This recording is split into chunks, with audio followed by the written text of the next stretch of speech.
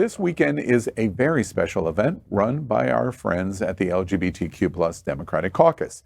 They are going to be at the Weston Fort Lauderdale explaining to people why without you, we lose. And also encouraging the LGBTQ community to register to vote with a special Drag Brunch the Vote. The event will be hosted by Kitty Meow and, that loud lesbian girl, Faye What? Have you heard of her? Loud lesbian girl. And somebody from Queer News Tonight. I don't know. Some hack.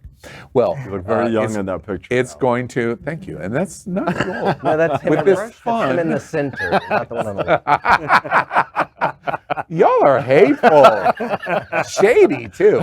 All right. The Drag Brunch is going to also be starring Misty Eyez, Sunserve's Director of Trans and Women's Services, Velvet LeNore, Miss Florida at Large 2022, Erika Norell, Shasta McNastie, and Lady Marisa, and many more.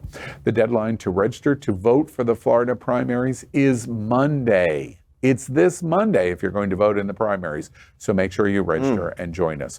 And here we are embracing the weekend that's coming up.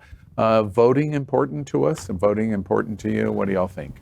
100%. Beyond This year, without a doubt. These terms mean everything. Beyond important. On both I think we really need to, in America, when you turn 18, you get your voter card. Enough of this, having to beg people to register. Did y'all know, by the way, you have your voter card, you show up and you vote. That's what you do. To your point, if you're in Australia, that's right, and you're a citizen of Australia, you pay $250 if you don't vote in international elections. That's right. They fine you as a fine if you don't. And so the number of people that vote in Australia is like 99.2%. And they get their voter registration card when they turn 18. Yeah. Are they more knowledgeable about who they're voting for, or are they just doing it so they don't get fined? No, I'm sure they're doing it so they don't get fined. I think they're a lot more knowledgeable because they have it. It's something that the whole society does. It's like a responsibility that's not a chore. Right. It's more like a privilege. Like, wow, we get to be part of this. And I think there are, at least my Australian friends, from what I'm told, they are a lot more knowledgeable. They're very aware of who and why.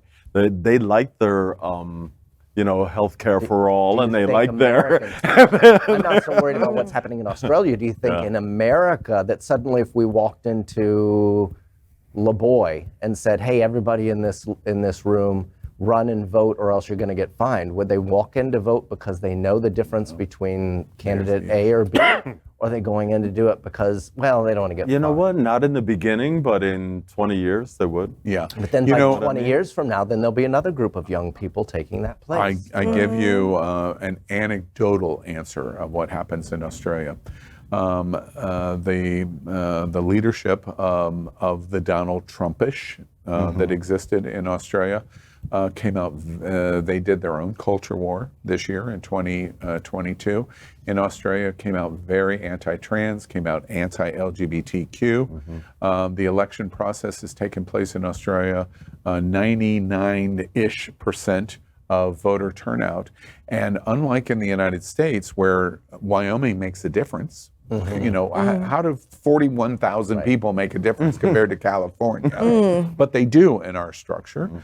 And the process of what happens in the United States, in Australia, when this culture war was developed as being a principal issue in their elections, they voted them all out. And the vast majority of the Australian electorate, because of the requirement to vote, says, okay, well, we'll pay attention to it. And no, we don't like what you're saying. And out you go. And that's what happened in Australia.